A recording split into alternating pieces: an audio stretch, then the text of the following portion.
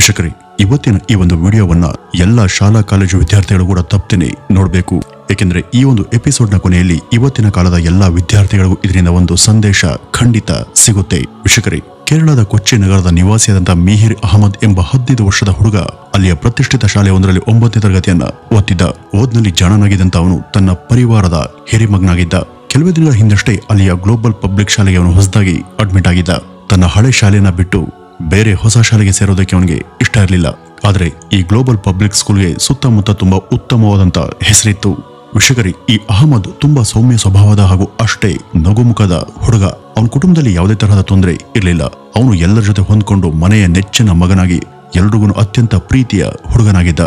High school ಅಥವಾ higher secondary grade ಸಮಯದಲ್ಲಿ ಇದ್ದಕ್ಕಿದ್ದ ಹಾಗೆ ಹೊಸ ಶಾಲೆಯ ಹೊಸ ವಾತಾವರಣ, ಹೊಸ ಮಕ್ಕಳ ಜೊತೆ ಹೊಂದ್ಕೊಳ್ಳೋದಿಕ್ಕೆ ಯಾರಿಗೇ ಆಗಲಿ ಸ್ವಲ್ಪ ಕಷ್ಟ ಆಗುತ್ತಲ್ವಾ.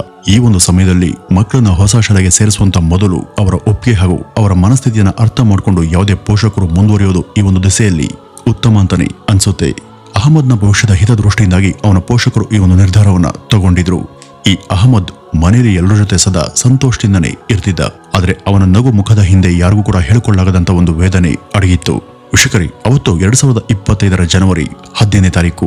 ಅವತ್ತು ಎಂದಿನಂತೆ ಬೆಳಗ್ಗೆ 6 ಗಂಟೆಗೆ ಶಾಲಾ ಆವರಣಕ್ಕೆ ಹೋಗಿ ಅಲ್ಲಿ ತನ್ನ ಬ್ಯಾಸ್ಕೆಟ್ಬಾಲ್ ಅಭ್ಯಾಸವನ್ನ ಶುರು ಮಾಡಿದಂತ ಅವನು 7 ಗಂಟೆವರೆಗೂ ಕ್ರೀಡಾಭ್ಯಾಸದಲ್ಲಿ ತೊಳ್ಕೊಂಡಿದ್ದ. ನಂತರ 8 ಗಂಟೆ ಹೊತ್ತಿಗೆ ಶಾಲೆಗೆ ರೆಡಿಯಾಗಿ ಅವನು ಅವತ್ತಿನ ದಿನದ ಎಲ್ಲಾ ತರಗತಿಗಳನ್ನು ಕೂಡ ಅತ್ಯಂತ ಉತ್ಸಾಹದಿಂದನೇ ಅಟೆಂಡ್ ಮಾಡಿದ್ದ. ತರಗತಿಯ ಎಲ್ಲಾ ರಿವಿಷನ್ ಕ್ಲಾಸ್ಗಳನ್ನು ಕೂಡ ಅಟೆಂಡ್ ಮಾಡಿ ತನ್ನ ಸ್ನೇಹಿತರಿಗೆ ವಿದಾಯವನ್ನು ತಿಳಿಸಿ ಮಧ್ಯಾಹ್ನ ಸುಮಾರು 2:50ಕ್ಕೆ ಅವನು ಶಾಲೆ ಬಿಟ್ಟು ಕೊಚ್ಚಿಯ ತನ್ನ ನಿವಾಸಕ್ಕೆ ಬಂದಿದ್ದ. ಆ ಬಹುಮಹಡಿ ಅಪಾರ್ಟ್ಮೆಂಟ್ ನಲ್ಲಿ ಮೇಲಂತಸ್ತಿನಲ್ಲಿ ಇದ್ದಂತ ತನ್ನ ಮನೆಗೆ ಬಂದಂತ ಅವನು ಮನೆಯವರನ್ನು ಕೂಡ ಭೇಟಿ ಮಾಡಿದ್ದ. ಅವನು ಮನೆಗೆ ಬರೋವರೆಗೂ ಎಲ್ಲ ಕೂಡ ಸುಗಮವಾಗಿನೇ ಇತ್ತು. ಎಂದಿನಂತೆ ಅವತ್ತು ಕೂಡ ಅವನ ಶಾಲಾ ದಿನಚರಿ ಸಹಜವಾಗಿನೇ ಇತರ ದಿನಗಳ ರೀತಿನೇ ಇತ್ತು. ಆದ್ರೆ ವೀಕ್ಷಕರೇ, ಅವನು ಮನೆಗೆ ಬಂದಂತ 1 ಗಂಟೆ ನಂತರ ಯಾರು ಕೂಡ ಊಹೆ ಮಾಡದಂತ ಒಂದು ಸುದ್ದಿ ಕೊಚ್ಚಿ ಮಾತ್ರ ಅಲ್ಲ, ಇಡೀ ಕೇರಳವನ್ನೇ ತಬ್ಬಿ ಮಾಡಿತ್ತು. ಅವತ್ತು ಜನವರಿ 15ರ ಮಧ್ಯಾಹ್ನ ಸುಮಾರು 3:30 ಹೊತ್ತಿಗೆ ಆ ಒಂದು ಅಪಾರ್ಟ್ಮೆಂಟ್ ನಲ್ಲಿ ಇದ್ದಂತ ಯಾರೋ ಒಬ್ಬ ಸೆಕ್ಯೂರಿಟಿ ಗಾರ್ಡ್ಗೆ ಜೋರಾದಂತ ಒಂದು ಸದ್ದು ಕೇಳ್ಬರುತ್ತೆ. ಆ ಸದ್ದು ಬಂದ ತಕ್ಷಣ ಅದೇನಿರಬಹುದು ಅಂತ ಅವನು ನೋಡೋದಿಕ್ಕೆ ಅಲ್ಲಿಗೆ ಬಂದ. ಆ ಭವ್ಯ ಬಹುಮಹಡಿ ಕಟ್ಟಡದ 3ನೇ ಫ್ಲೋರ್ ನಲ್ಲಿ ಇದ್ದಂತ ಒಂದು ಸಜ್ಜೆ ಮೇಲೆ ಆ ಸದ್ದು ಕೇಳ್ಬಂದಿತ್ತು. ಆ ಸೆಕ್ಯೂರಿಟಿ ಗಾರ್ಡ್ ಅಲ್ಲಿ ಬಂದು ನೋಡಿದಾಗ ತನ್ನ ಕಣ್ಮುಂದೆ ಕಂಡಂತ ಆ ರಣ ಭೀಕರ ದೃಶ್ಯ ನೋಡಿ ಸ್ತಂಭೀಭೂತನಾಗಿ ನಿಂತ್ಕೊಂಡಿದ್ದ. ಏಕೆಂದ್ರೆ ಆ ಸಜ್ಜೆ ಮೇಲೆ ಒಬ್ಬ ಬಾಲಕನ ನಿರ್ಜೀವ ದೇಹ ಅಲುಗಾಡದೆ ರಕ್ತದ ಮಡುವಿನೊಂದಿಗೆ ಬೆದಿದ್ದನಾತ ನೋಡಿದ್ದ. ಆ ಹುಡುಗ ಬೇರೆ ಯಾರೂ ಅಲ್ಲ, ಈ 15 ವರ್ಷದ ಶಾಲಾ ಹುಡುಗನಾದಂತ ಅಹಮದ್.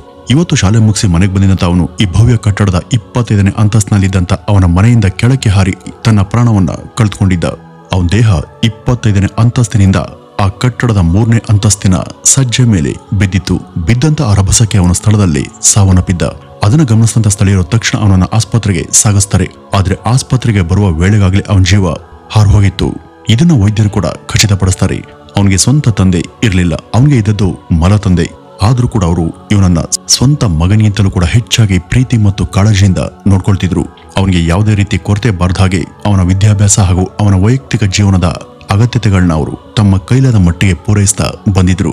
ಈ ಮನೆಯವರ ಪ್ರೀತಿ ಮತ್ತು ಸಹಕಾರದ ವಿಚಾರವಾಗಿ ಅವನಷ್ಟು ಅದೃಷ್ಟವಂತ ಬೇರೆ ಯಾರು ಕೂಡ ಇರಲಿಲ್ಲ ಅಂತ ಹೇಳಬಹುದು.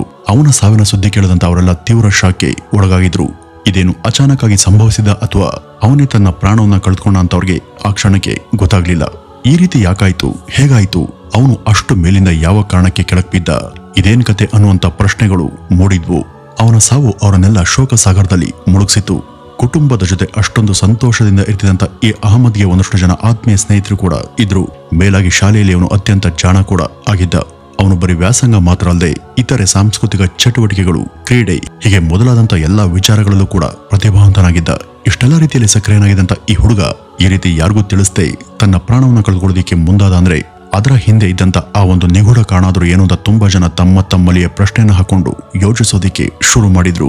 ಇದೇ ಗೊಂದಲ ಅವನ ಪೋಷಕರಲ್ಲೂ ಕೂಡ ಇತ್ತು. ಇದನ್ನು ತಿಳಿಯುವಂತ ಸಲುವಾಗಿ ಅವರು ಅವನ ಮೊಬೈಲ್ ಹಾಗೂ ಅವನ ಸೋಷಿಯಲ್ ಮೀಡಿಯಾ ಖಾತೆಗಳನ್ನು ಕೂಡ ಪರಿಶೀಲನೆ ಮಾಡೋದಕ್ಕೆ ಶುರು ಮಾಡ್ತಾರೆ. ಆದ್ರೆ ಅವನ ಮೊಬೈಲ್ ನಲ್ಲಿ ಅಂತ ಯಾವುದೇ ಸುಳಿವು ಸಿಗ್ಲಿಲ್ಲ. ಆದ್ರೆ ಅವನ ಸೋಷಿಯಲ್ ಮೀಡಿಯಾ ಖಾತೆಗಳನ್ನ ಪರಿಶೀಲನೆ ಮಾಡುವಾಗ ಅವರಿಗೆಲ್ಲ ಆತಂಕ ಪಡುವಂತ ಹಾಗೂ ಅವನ ಈ ಸಾವಿಗೆ ಪುಷ್ಟಿ ಕೊಡುವಂತ ಒಂದಷ್ಟು ಭಯಗ್ರಸ್ತ ಸಂಗತಿಗಳು ಅವ್ರಿಗೆ ಸಿಗ್ತಾ ಹೋದ್ವು.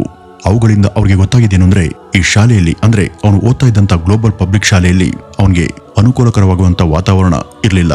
ಅಲ್ಲಿದ್ದಂತ ಅವನ ಶಾಲಾ ಸಹಪಾಠಿಗಳು ಪದೇ ಪದೇ ಅವನನ್ನ ತುಂಬಾ ಕೀಳಾಗಿ ಕಾಣ್ತಿದ್ರು. ಸರಳವಾಗಿ ಹೇಳ್ಬೇಕು ಅಂದ್ರೆ ಅಲ್ಲಿ ಅವನನ್ನ ತುಂಬಾ ಕೆಟ್ಟದಾಗಿ ಮತ್ತು ಅವಮಾನಕರವಾಗಿ ರ್ಯಾಗ್ ಮಾಡುವಂತ ಒಂದು ಇಡೀ ಗುಂಪೆ ಅಲ್ಲಿ ಇತ್ತು. 2024ರ ನವೆಂಬರ್ ತಿಂಗಳಲ್ಲಿ ಅವನು ಆ ಶಾಲೆಗೆ ಹೊಸದಾಗಿ ಸೇರ್ಪಡೆಯಾಗಿದ್ದ.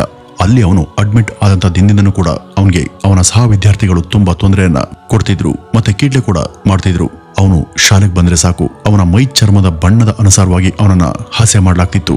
ಅವನು ಕಪ್ಪು ಬಣ್ಣದವನು, ಅವನು ಕೀಳು, ಅವನೊಬ್ಬ ಮುಸಲ್ಮಾನ್ ಎನ್ನುವಂತ ಮಾತಿನ ನಿಂದನೆಗಳನ್ನ ಅವನ ಸಹಪಾಠಿಗಳು ಪದೇ ಪದೇ ಮಾಡ್ತಿದ್ರು. ಅಷ್ಟೇ ಅಲ್ಲ, ಅವತ್ತು ಅವನು ತನ್ನ ಪ್ರಾಣವನ್ನ ಕಳೆದುಕೊಳ್ಳುವಂತ ದಿನ ಕೂಡ ತುಂಬಾ ಕ್ರೂರವಾಗಿ ಅವರೆಲ್ಲ ಸೇರ್ಕೊಂಡು ಅವನ ಜೊತೆ ನಡ್ಕೊಂಡಿದ್ರು. ಅವನನ್ನ ಬಲವಂತವಾಗಿ ಶೌಚಾಲಯಕ್ಕೆ ಕರೆದೊಯ್ದು ಅಲ್ಲಿಯ ಶೌಚಾಲಯದ ಸೀಟನ್ನ ನಾಲಿಗೆಯಿಂದ ನೆಕ್ಕುವಂತೆ ಅವನನ್ನ ಹೆದರಿಸಲಾಗಿತ್ತು. ಹಾಗೂ ಅವನ ತಲೆಯನ್ನ ಬಲವಂತವಾಗಿ ಟಾಯ್ಲೆಟ್ ಕಮೋಡ್ನ ಒಳಗೆ ಇಟ್ಟು ಅದನ್ನ ಫ್ಲಶ್ ಮಾಡಿ ಆ ನೀರೆಲ್ಲ ಅವನ ಮುಖ ಹಾಗೂ ತಲೆಗೆ ಬೀಳುವಂತೆ ಮಾಡಲಾಗಿತ್ತು. ಸೋಷಿಯಲ್ ಮೀಡಿಯಾಗಳಲ್ಲೂ ಕೂಡ ಅವನ ಬಗ್ಗೆ ಅವರೆಲ್ಲ ಸೇರಿ ನಿಂದಿಸಿರುವಂತ ಒಂದು ಸ್ಕ್ರೀನ್ ಶಾಟ್ ಕೂಡ ಲಭ್ಯ. ಇಷ್ಟೆಲ್ಲ ಕ್ರೂರ ಕೆಲಸಗಳನ್ನ ಮಾಡದಂತ ಅವನ ಸಹಪಾಠಿಗಳೆಲ್ಲ 14 ಮತ್ತು 15 ವರ್ಷದ ವಿದ್ಯಾರ್ಥಿಗಳಾಗಿದ್ರು. ಇಷ್ಟೊಂದು ಚಿಕ್ಕ ವಯಸ್ಸಿಗೆ ಅವ್ರಿಗೆ ಇಂಥ ಕ್ರಿಮಿನಲ್ ಮೆಂಟಾಲಿಟಿ ಹಾಗೂ ಕ್ರೂರ ಮನಸ್ಥಿತಿ ಮಕ್ಕಳಿಗೆ ಇರೋದಕ್ಕೆ ಸಾಧ್ಯನಾ ಅಂತ ನಾವೆಲ್ಲರೂ ಕೂಡ ಯೋಚಿಸುವಂತ ಒಂದು ದುರ್ಘಟನೆ ಇದು.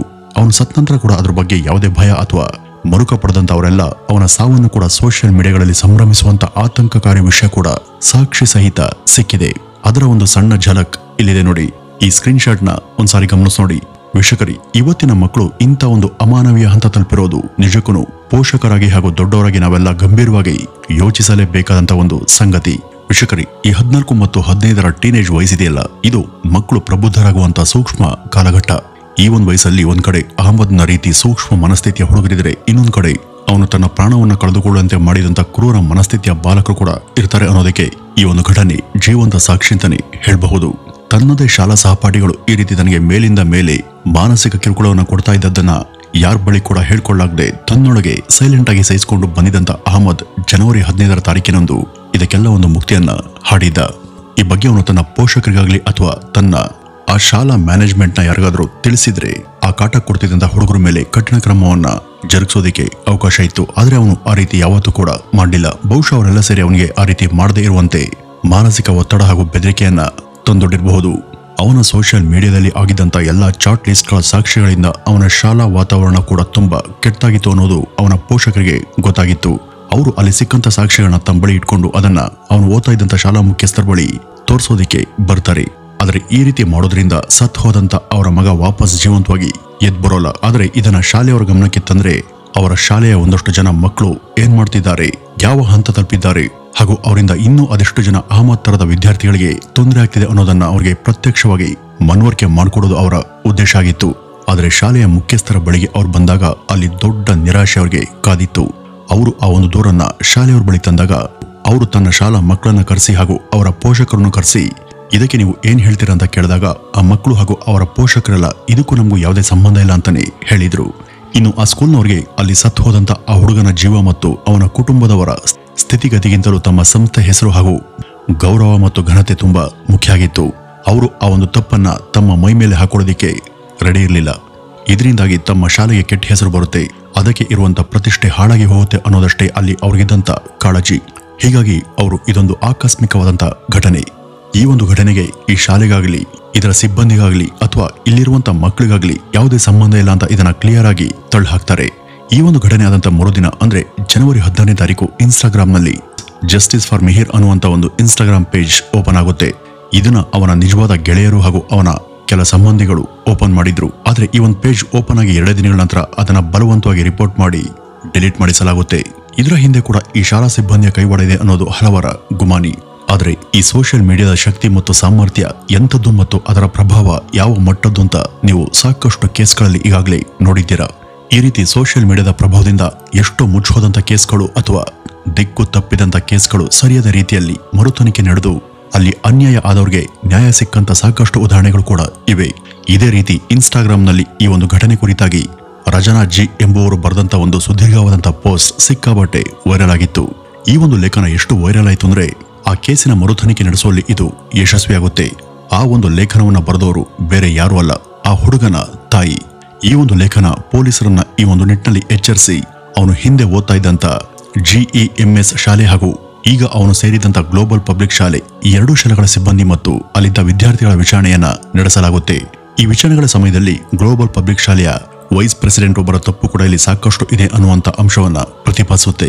ಇಲ್ಲಿ ಆ ಮಕ್ಕಳ ಜೊತೆ ಇವರು ಕೂಡ ಆ ಬಾಲಕನ ಮೇಲೆ ಭೇದ ಭಾವ ತೋರಿದ್ರು ಮತ್ತು ಅವನನ್ನ ಪ್ರತ್ಯೇಕವಾದಂತ ಒಂದು ಕೋಣೆಯಲ್ಲಿ ಪರೀಕ್ಷೆಗೆ ಕೂರಿಸಲಾಗಿತ್ತು ಹಾಗೂ ಬೇಕಂತಾನೆ ಅವನನ್ನ ಬಾಸ್ಕೆಟ್ಬಾಲ್ ಟೀಮ್ನಿಂದ ಇವರು ತೆಗೆದುಹಾಕ್ತಂತ ವಿಷಯ ಕೂಡ ನಂತರದ ವಿಚಾರಣೆಯಲ್ಲಿ ಗೊತ್ತಾಗುತ್ತೆ.